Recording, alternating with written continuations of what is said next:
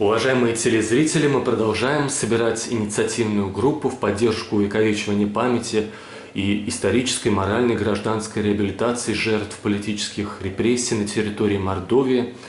Напоминаю, что наше пожелание городским и республиканским властям, чтобы было регулярное ежегодное проведение в городе поминального мероприятия памяти жертв политических репрессий, крепление мемориальных досок на стенах последнего места жительства репрессированных земляков, организация в центре города музея памяти жертв политических репрессий, установка памятника тоже жертвам репрессированных наших земляков и возведение на месте уже обнаруженного массового захоронения в Саранске, в лесу у Богоявленских родников, мемориального комплекса.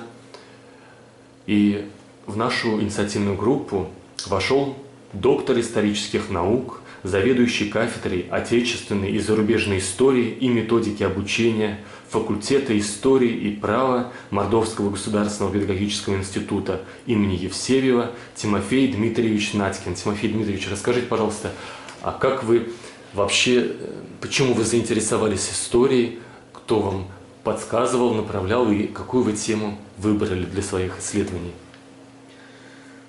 Здравствуйте, уважаемые телезрители.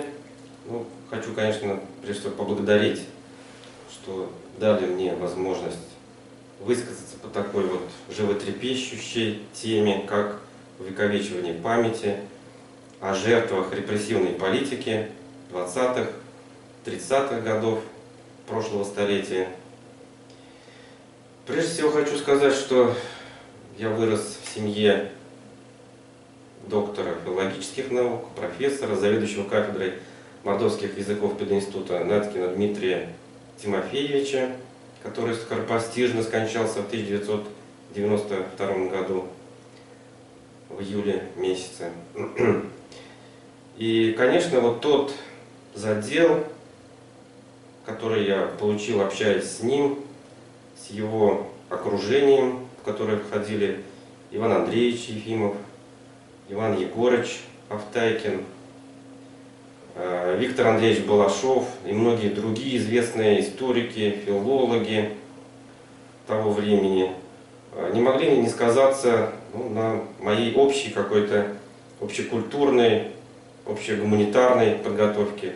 Но я не пошел по его пути, по пути изучения литературы, русского языка или национальных языков. Все-таки решил заняться историей, потому что в свое время учился на историческом факультете МГУ имени Огарева. И вот многие уважаемые тогда историки, среди которых был и упомянутый Иван Андреевич Ефимов, они меня сподвигли на изучение истории 20-х, 30-х годов. Хотя я вначале хотел заниматься совершенно другой тематикой, когда дипломную работу писал, хотел заняться реформами почему-то Петра Первого. Иван Андреевич Ефимов мне говорит: зачем тебе лучше заниматься историей, которая связана с историей твоего родного края, то, что происходило в истории края. И вот мне подсказал такую тему, связанную с послереволюционным периодом. Потому что события были такие очень насыщенные, яркие, тяжелые времена, не изученные нашими историками, так как архивы были до этого времени закрыты, не было свободного доступа к засекреченным документам. И вот примерно с 91-92 года и до сегодняшнего времени эта тема, связанная с концом 20-х годов, 30-е, потом 40-е и начало 50-х годов, то есть начало прихода к власти Сталина и до его ухода из жизни в 1953 году. Вот эта тема, она наиболее мне тема его руководства, тема, связанная с коллективизацией, прежде всего, конечно, с политикой в отношении крестьянства, советского крестьянства, она была и до сих пор остается наиболее мне близка. Хотя мне, конечно, пришлось по разным причинам заниматься и другими исследованиями, связанными с положением церкви в советское время и в постсоветское время, и другие вопросы интересовали меня. Но тем не менее, именно это ядро 20-е и 30-е годы, оно по-прежнему остается наиболее интересным.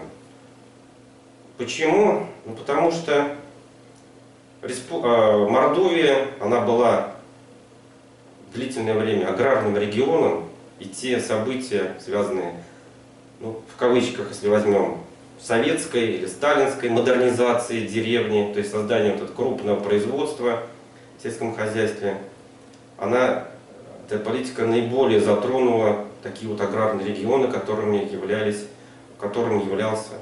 Мордовия. Потому что своя специфика была, например, и в Сибири, скажем, да, в южных регионах Советского Союза, в регионах, которые близко лежали крупным промышленным центрам. Ничего страшного. Алло. Вот Да. работа заведующего кафедрой. Постоянное решение деловых вопросов. Что есть, И не понял? учебно-методических вопросов.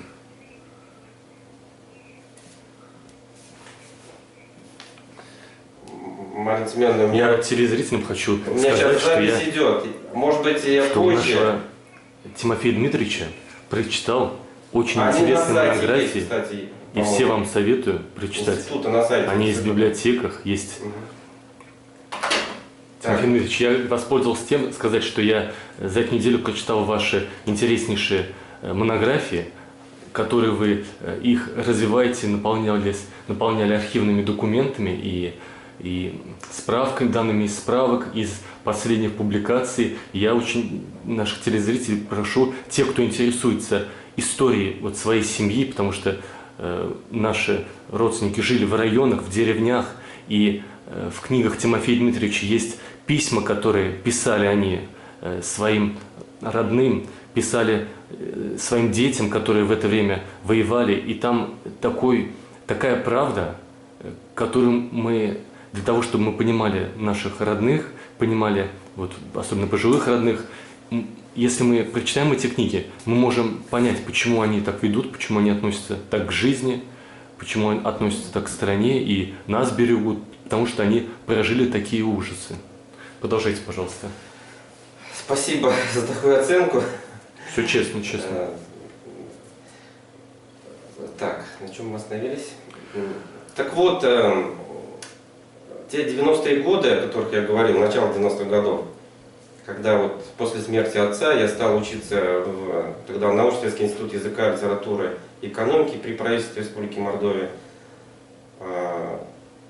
И там я заинтересовался, то есть выбрал тему, связанную с коллективизацией, там она так и называлась, сплошная коллективизация и раскулачивание крестьянских хозяйств Мордовии в 1929-1932 годах. Моим научным руководителем стал тогда известнейший вообще в России, в советском и за границей аграрник, историк-аграрник Виктор Петрович Данилов, который наряду с другими такими известными историками-аграрниками в нашей стране и за рубежом, вот он один из первых как бы вот поднял эти документы, связанные с осуждением той политики, вот, раскрестьянивания фактического, которое стало проводиться при Сталине. И его даже считают одним из вот создателей архивной такой исторической революции, которая произошла, когда вот эти архивы, они... Да. Там Ивницкий, Данилов, там еще целый ряд исследователей такого старшего поколения, Машков, там еще несколько человек. Бесстрашные люди, бесстрашные. Ну, они... Нет, ну не По сказать, текстам. что... 90-е годы уже как бы такого страха, конечно, никакого не было. Нужно было заново пересматривать то, что было создано, какие оценки давались до этого. Но они все писали и до 90-х годов. У них основная масса монографий, монографической литературы, статей вышла в советское время. но их попытки, скажем, того же вот Ивницкого и Данилова, как-то хотя бы приблизиться вот к объективным оценкам того, что происходило в 20-е и 30-е, натолкнулось на то идеологическое давление, осуждение со стороны руководства, партийного советского руководства страны. Они даже подвергались гонениям со стороны своих коллег, то есть там, ограничения в научной деятельности. Но как только вот, идеологический такой пресс спал, как только были открыты доступ к архивным документам, конечно, именно с их деятельностью связано вот то, что мы сейчас можем более-менее правдиво посмотреть на события, связанные вот с довоенным периодом. Что происходило в советской деревне, какие события происходили. И вот с самим Даниловым я встречался несколько раз, но все-таки вот под влиянием именно его статей, его книг, наверное, это оказало из книг работ Ивницкого, они оказали на меня огромное влияние. Я использовал, основываясь на их умозаключениях, выводах, их подходах, я, конечно, попытался рассмотреть историю нашей деревни, Мордовии в тот период. Очень много для себя открыл нового. И, конечно, вот самое основное, чтобы, если мое как пожелание студентам, школьникам, студентам, нельзя только основываться на тех данных, которые есть в интернете. Надо обязательно читать, погружаться в эту атмосферу. Надо ходить, если студент, особенно историк, должен идти в архив и читать эти документы, которые есть, вот, подлинные документы, или хотя бы документы в сборниках, там, «Трагедия советской деревни», или вот те документы, о которых вот вы говорили, там, ВЧК, ГПУ. Деревня глазами. Да, деревня глазами ВЧК, ГПУ.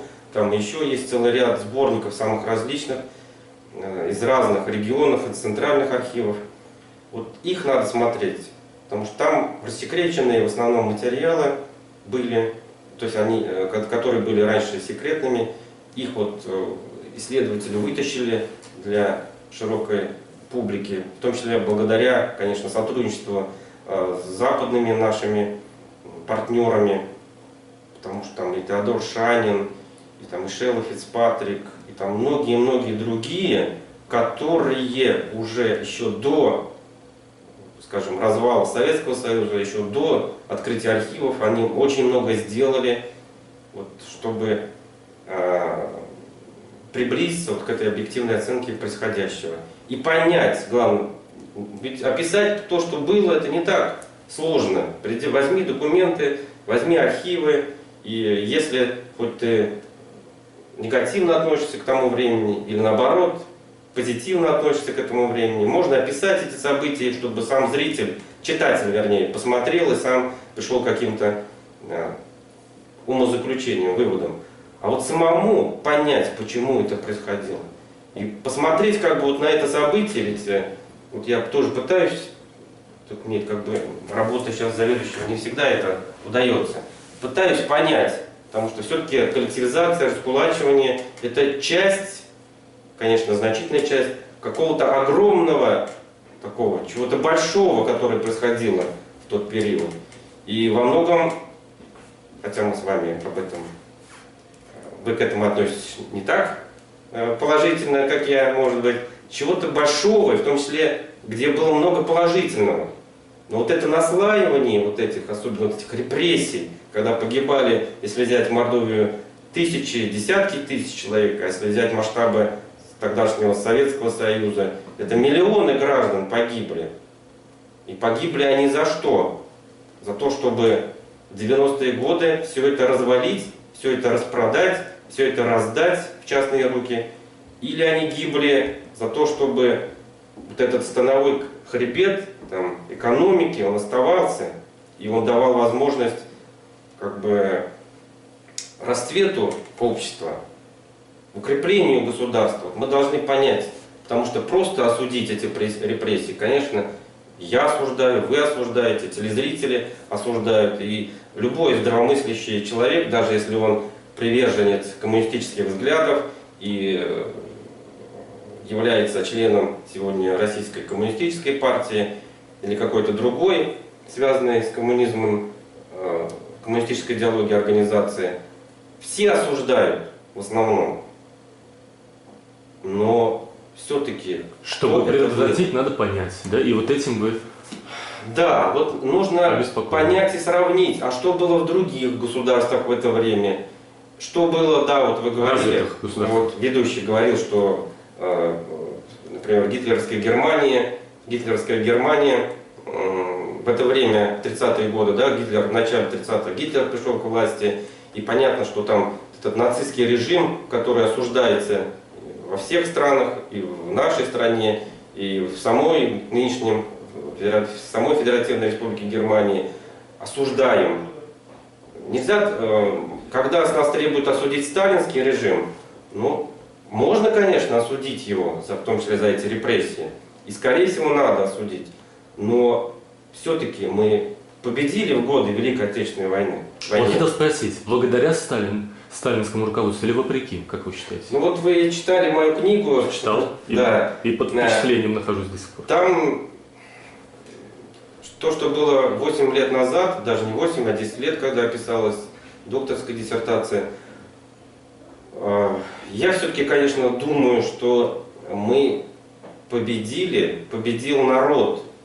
И не благодаря Сталину, хотя много было телепередач, когда говорили, что нельзя оторвать Сталина, руководство страны от народа, от того общества, от того государства, которое существовало. Меня вот никто не переубедил до сих пор, что... Я всегда задаю вопрос, ну а если взять Отечественную войну 1812 года, почему тогда массы крепостных крестьян поднялись на защиту России? Ведь они могли свободно, извините уже за выражение, плюнуть на все это и на вилы поднять тех помещиков и выступить против того государства, которое существовало. Но тем не менее, все-таки именно, в том числе благодаря подвигу, героизму, в том числе патриотизму простых людей, простых крепостных крестьян, мы тогда сумели отстоять независимость. Я полагаю, что и в годы Великой Отечественной войны, именно благодаря этому, потому что многие люди, я вот пытался, кстати, когда изучал, вот когда вот эти вот огромные списки раскулаченных, там иногда непонятно, то ли эти списки были, которых надо было раскулачить, то ли эти списки были, которых уже раскулачили. И вот когда я сравнивал фамилии, среди некоторых фамилий попадались фамилии, даже попался, ну там, может быть, я сейчас не помню сколько, но как минимум одна фамилия, он был награжден в годы Великой Отечественной войны медалью Героя Советского Союза. Уже после раскулачения.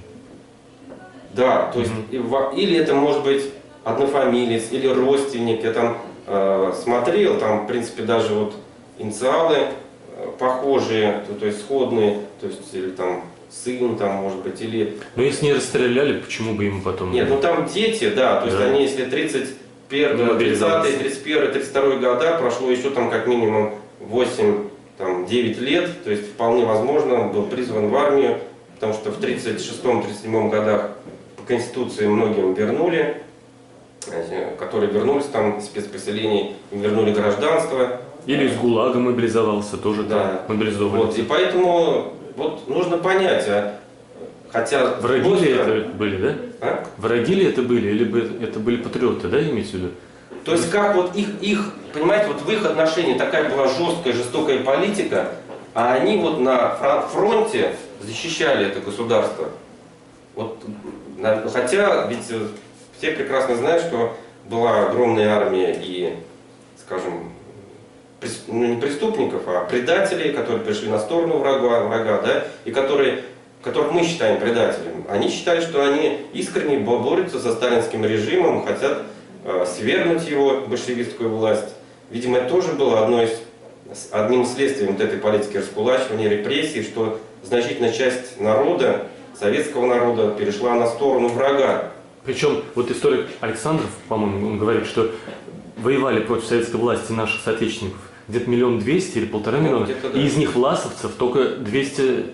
Причем из них большая часть переходила на сторону, воевали против Советского Союза в последние годы. То есть не для того, чтобы выиграть, а уже зная, что они проиграют, но все равно не настолько.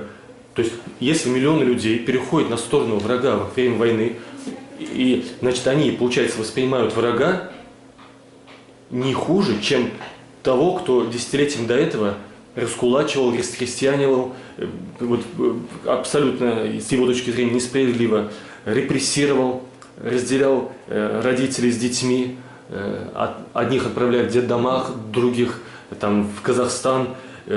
Вот мы говорим раскулачивание, это мы красиво называем просто слово обворовывание населения, мне кажется. Ну, вот как бы, грабеж. Я хочу сказать, что и была и другая масса народа, которые, вот как я уже говорил, чьи родители или там родственники подвергались этим репрессиям. Там ведь раскулачивание не только отбор имущества, изъятие имущества, отбор всего и высылка там на север, или там в Казахстан, или там на восток на строительство, или вообще там в глухую там, тайгу, да, осваивать все это. А это мог быть и частичный отбор имущества, то есть человек оставался, семья оставалась в деревне, но ее доводили до, скажем так, полунищенского состояния, да, хотя, конечно, они, слава Богу, что их не выслали, они должны были, наверное, благодарить советскую, тех, кто занимался раскулачиванием, что их не выслали и они выжили в этих условиях. Стокгольмский синдром, да, когда жертвы благодарят террористам. Я в кавычках как благодарить, да, конечно же. Угу. А что, и ведь были, да, предатели, можно так, все-таки я их так называю, а значительная часть, ведь все-таки, вот несмотря на всю эту жесткую политику, жестокие такие меры, она воевала и гибла. То есть они мыслили более долгосрочно, что все-таки гитлеровский режим, он все-таки в перспективе он будет хуже. И все-таки они, наверное, защищали не Сталина и не советскую власть, они защищали именно свою родину, которая, вот я думаю, я на конференции, которая была посвящена своему отцу, пытался как бы до слушателей донести, что за их плечами, для тех, кто воевал, был не Сталин, и не его там окружение, хотя там иногда мы там за Сталина, там за коммунистическую партию, там за Ленина и так далее, а видимо они осознавали все-таки, может быть, подспудно, что за их-то плечами стояла тысячелетняя история российского государства, что нельзя было отдать врагу эту территорию на растерзание, свою родину, большую, малую, семью там, и так далее, и так далее. То есть все-таки это, наверное, патриотизм в крови был, несмотря, и сейчас ведь эти факты, можно говорить, что, продали страну, разворовали, раздали, но откуда же тогда патриоты берутся? За деньги воюют? Я думаю, что вряд ли.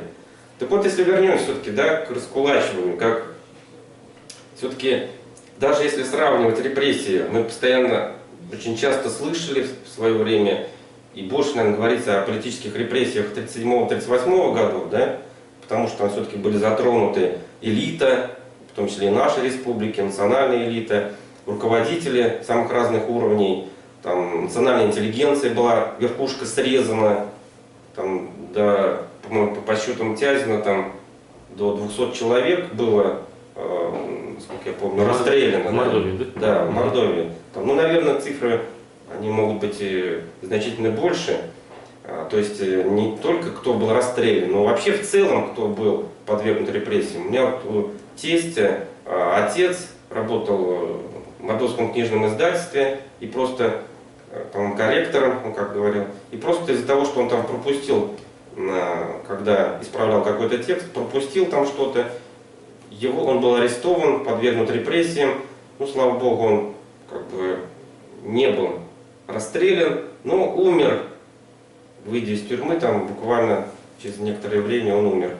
По-моему, даже он его и не помнит. То есть, как бы, такие еще репрессии, которые не были, потом эти люди не были расстреляны. Так вот, если взять раскулачивание, ведь массовость применения этой репрессии в ходе сплошной коллективизации, это вообще поражает по сравнению с раскулачиванием, депортациями, которые происходили в нашей стране с 1930 по такому массовому количеству по 1932 год. Репрессии 1937-1938 года это капля в море. потому что если взять нашу республику, было не меньше, там где-то порядка 7-8, признавали местные руководители, что не меньше 7-8 тысяч семей было раскулачено. То есть, если взять, что в среднем семья была 5-6 человек крестьянская, то вот можно прикинуть, что где-то порядка 40 тысяч человек было подвергнуто раскулачиванию и выселению из них, и, знаете, большая часть были выселены из Мордовии в другие регионы. Конечно, если посмотреть, что население тогда составляло где-то порядка 1 300 000, 40 тысяч это не так много. Но сюда ведь можно включить и родственников, да, близких, там, дальних и так далее, которые вот были связаны с этими раскулаченными семьями.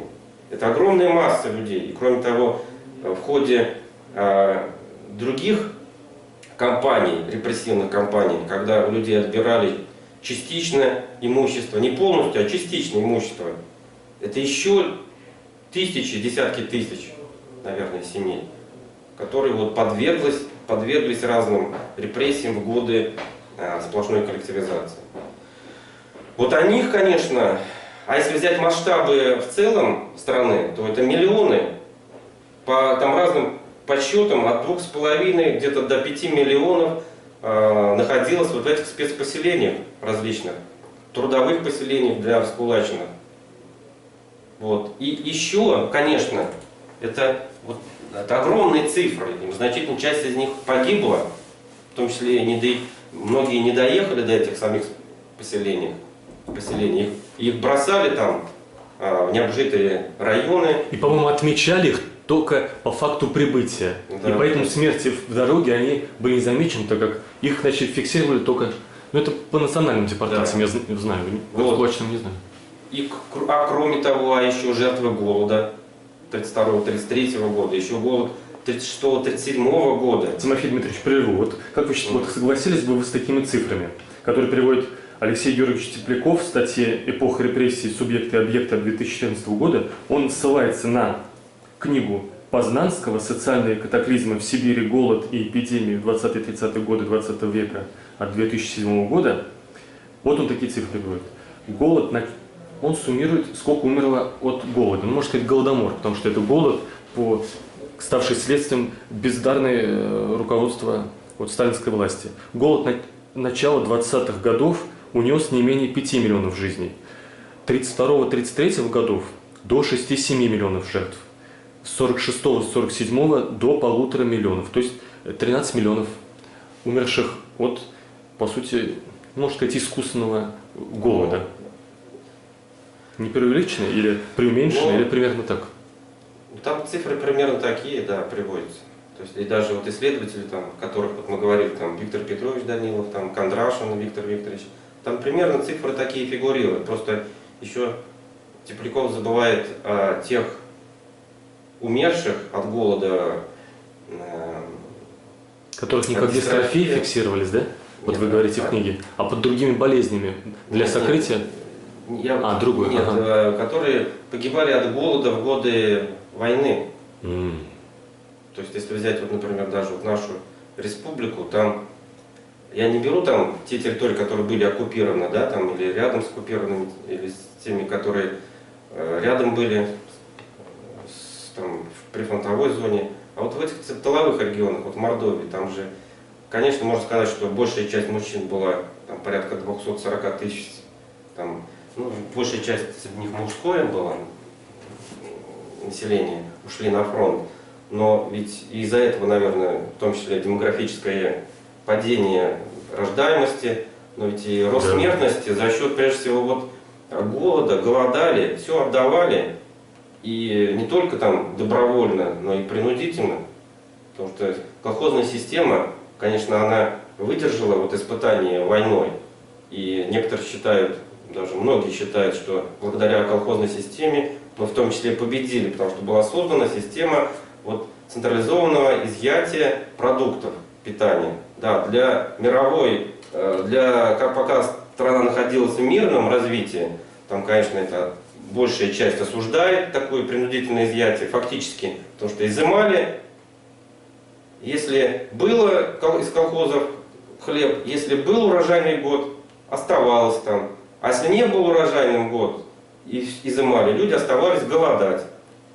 Вот, это, как вот, например, 36-37 год, но это же после коллективизации прошло уже несколько лет, и неурожайный 36-й, и фактически вот именно 36-37 стали наиболее такими голодными, когда вот вы там читали, наверное, да, выкапывали из скотомогильников, ели вот это вот мясо зараженное, когда там, возможно, даже доходил до трупа едства там, и не говоря о том, что замерзшую картошку там перемножили. Существу. Да, ну, даже подъедали. Некоторые матери, чтобы спасти других детей, ну, я не у вас прочитал, а других, отдавали какого-то ребенка на съедение другим детям, чтобы их съели. Эту мать могли арестовать, и тогда умирали все дети. Вот, да, вот такие факты, вот, конечно, ужас. Были, в основном, наверное, по голоду 21-22 годов, потому что вот все-таки 32-33, он все-таки несколько мягче был именно, вот если взять Мордовию, а вот 36-37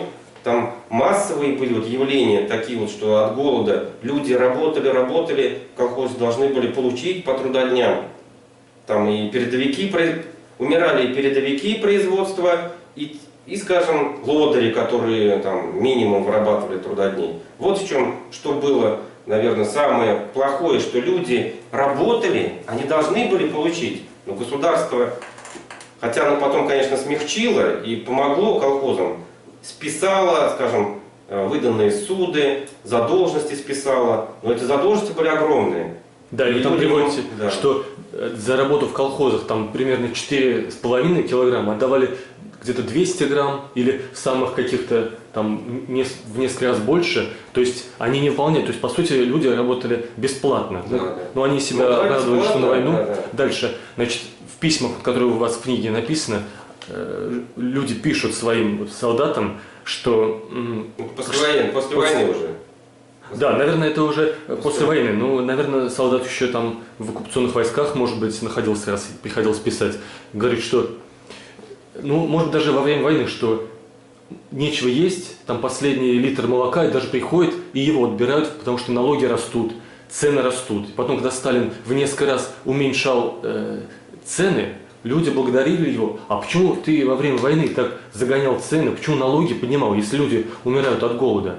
Если ты по чуть стал снижать, тебе нужно благодарить. Дальше вот хочу два факта тоже, и вы продолжите. Вот два факта вообще возмущающие. Значит, вы тоже об этом говорите, что когда в 30-х годах, значит, из деревень люди пишут своим сыновьям в армию, тем, кто служит, и было принято решение, это вот у Теплякова прочитал, еще в 28 году ОГПУ останавливала письма, которых идет из хлебозаготовительных регионов, чтобы не демобилизовать солдат, чтобы от них скрывать правду. То есть сталинское руководство запрещало, чтобы сыновья узнавали о том, что их там матери и дети умирают с голоду. Дальше, второй факт.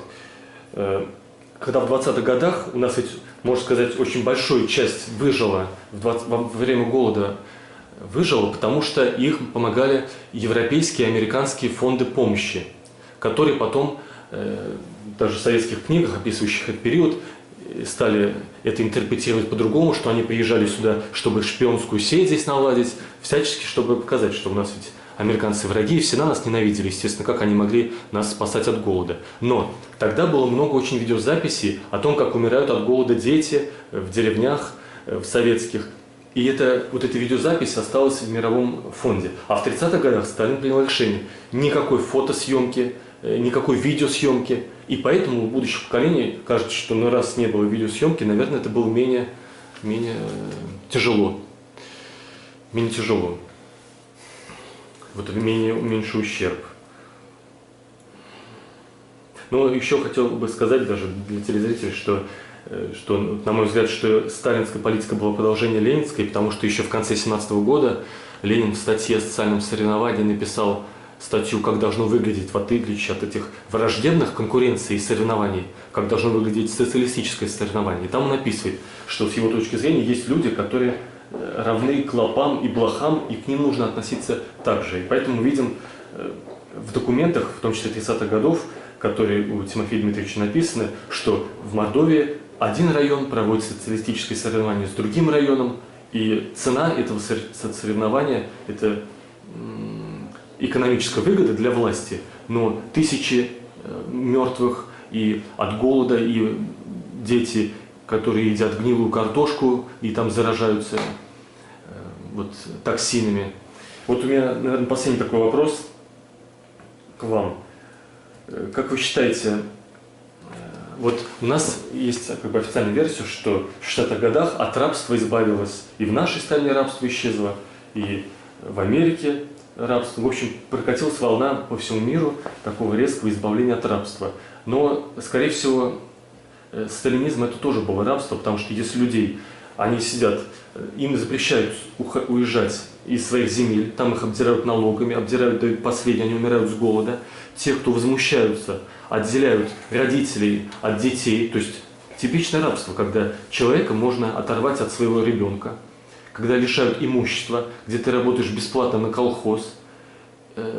Вот рабство ли это или это преувеличение? Но и потом Хрущев по поводу... разрешил уезжать из деревень, потому что были уже... И они все поехали в города, все сбежали из деревень, поэтому возникла необходимость в строительстве жилья. Вот о чем Бахмустов хорошо в интервью говорит Сергей Борисович, что возникла потребность в строительстве жилья. Извините, что я задерживаю, сейчас последнюю тему договорим. Потребность в строительстве жилья появилась, потому что очень много людей сбежало из деревень благодаря тому, что отменили вот эту привязку, вот эту крепостную к деревням, и люди уехали в города, стали строить для них дома, чтобы они не жили там в подвалах, и поэтому вот это был рост жилья. По поводу вот предыдущих вопросов, да, реплик. Ну, я не совсем, конечно, согласен. Это ваше личное мнение, да, высказали. По поводу рабства. Не историка. Да, искали сегодня даже не рабство. Интересующийся.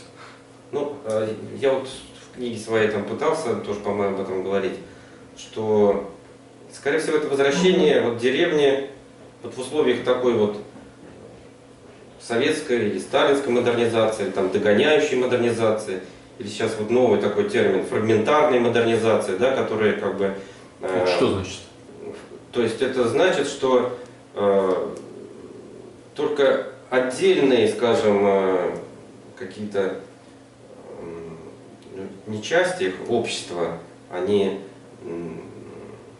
модернизируются, что ли, так сказать. Вот. Социальные группы, да, отдельно? И, то есть, если взять вот такое традиционное понятие модернизации, да, вот те страны, которые, скажем, вот капиталистические, то первым встала на путь перехода от аграрного к развитому промышленному обществу, индустриальному обществу, это Англия, да, в свое время, потом другие страны. России всегда приходилось догонять. Ну, вот, например, те же самые реформы Петра Первого, да, это же догоняющие. Мы пытались догнать, уйти от аграрного, скажем, прежде всего от аграрно развитого общества, государства, более-менее там промышленно развитого. То есть строились там мануфактуры, да, там фабрики и так далее, и так далее. Но при этом крестьян прикрепляли, да, к этим, если вы помните, возможно, прикрепляли крестьян к этим промышленным предприятиям. Так вот, если и дальше, то есть, если смотреть, реформы там Екатерины... К монастырям тоже. Да, ну к монастырям это еще, монастырские крестьяне до этого существовали. И при Александре II, там тоже, если рассматривать, вот отмена крепостного права и последовавшие там либеральные реформы, они уже были непоследовательны, да, то есть там, если крестьян освободили, то землю им фактически не дали, или там растянули они должны ее выкупать, эту землю, и растянули вплоть только после революции, первой русской революции, там все это произошло, отмена этих выкупных платежей. И вот послереволюционные эти события, то есть и Столыпинская реформа, и революция 17-го года, революции 17-го года, и февральская, прежде всего, вот свержение самодержавия, когда царь, император Николай II отрекся от престола. Ведь казалось бы, что возникает новое какое-то демократическое государство, да? Но оно оказалось тоже не способно решить проблемы. Страна находилась в условиях Первой мировой войны, и руководство тогдашней страной, не демократическое, не пошло на реформу в отношении крестьян. Крестьяне требовали отмены помещичьего землевладения, там, раздел кулацкого землевладения и так далее, и так далее. На это все решились большевики. Ну, сами вы знаете, во что, вернее, все это вылилось в конечном итоге, в гражданскую войну и так далее. И после гражданской войны страна лежала в разрухе. И НЭПТ это был как бы попыткой возрождения промышленности, аграрного производства. Но нужно было дальше идти. Было много разных вариантов развития страны в годы первых пятилеток. Но вот выбрало руководство страны, расправившись с оппозицией такой, в кавычках оппозицией, выбрала вот такой форсированный путь и индустриализации, и форсированной такой вот коллективизации в конечном итоге. Но, казалось бы, вот если взять модернизацию, фрагментарной, но промышленность создавали, но видите, перекос, военно-промышленный комплекс. Аграрные производства создали крупные, но мы видим, что это такое, во что это вылилось. Это колхозы, которые насильственно, да, на том этапе создавались. Уровень образования, школы строились, вузы появлялись и так далее. Одновременно боролись с церковью, разрушали, уничтожали, расстреливали священнослужителей, боролись с другими конфессиями, создавали как бы светское образование, но с другой стороны уничтожали пытались уничтожить религиозное сознание. То есть вот такими какими-то фрагментами делали. Эта модернизация, она была не всеобъемлющей, она вывела только на определенное время страну вперед. Хотя, возможно, именно этой модернизации мы и смогли противостоять Гитлеру. Но вот вы затронули голод, репрессии, ну, правда, о них не говорили, голод 46-го года, 47-го, и репрессии, так называемые, второе раскулачивание 48-го года. Введение государственного антисемитизма, по сути, сталинского. То есть снова вернулись в эпоху 30-х годов, тем методом, которые, казалось, надо было наоборот. Население после такой кровопролитной войны ждали люди, что будет какое-то послабление. Но его не произошло, наоборот, стали закручивать гайки. И вернулись опять в эпоху 30-х. Это вот второе раскулачивание, которое было в 1948 году, конечно, оно не было таким массовым, но все равно людей выселяли, устраивали суды, выселяли, издевались и так далее. Что касается вот этих писем, в основном, конечно, многие из них были, я там приводил письма после где-то 45-й, 46-й, 47-й года. Конечно, странно было это видеть, когда получается, что те семьи, у которых были родственники, отцы, остались, слава Богу, живы, сыновья, находились в армии, они больше страдали. Наоборот, к ним должно было быть отношение лучше. Больше страдали, чем если, например, человек демобилизовался, пусть даже весь израненный, но находился в своей семье. Ну, видимо, это можно объяснить тем, что власть или конкретные представители власти просто не видели. Если солдат, который пришел с войны, он мог заступиться за свою семью, да, дать отпор. А здесь, мать, бабушка, инвалиды. Дети, которые были несовершеннолетние, какой отпор они могли дать? Конечно, с них и они писали эти письма, что над нами издеваются, у нас все отбирают, приди скорее, особенно в годы голода, я тебя не увижу, я умру, погибну от голода. Это было, конечно, страшно такой вот. Ну и самое основное, хотелось бы добавить еще такой момент для будущих исследователей, которые заинтересуются эпохой, может быть, в том числе этой.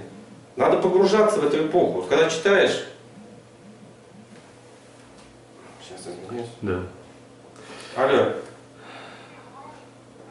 Уважаемые телезрители, я скоро подойду, тут ко мне. Напомню, что пришли. Мы сейчас...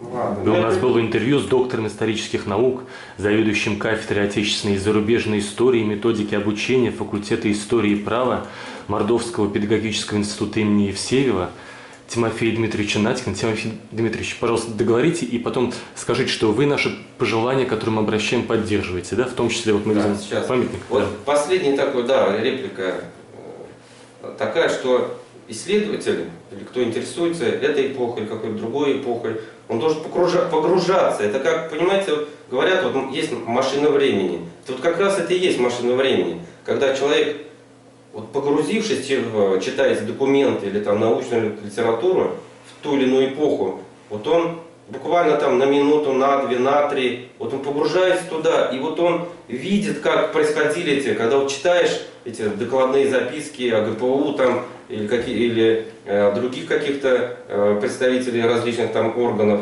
советской власти, репрессированных органов, правоохранительных органов. Когда вот это читаешь и видишь, что вот это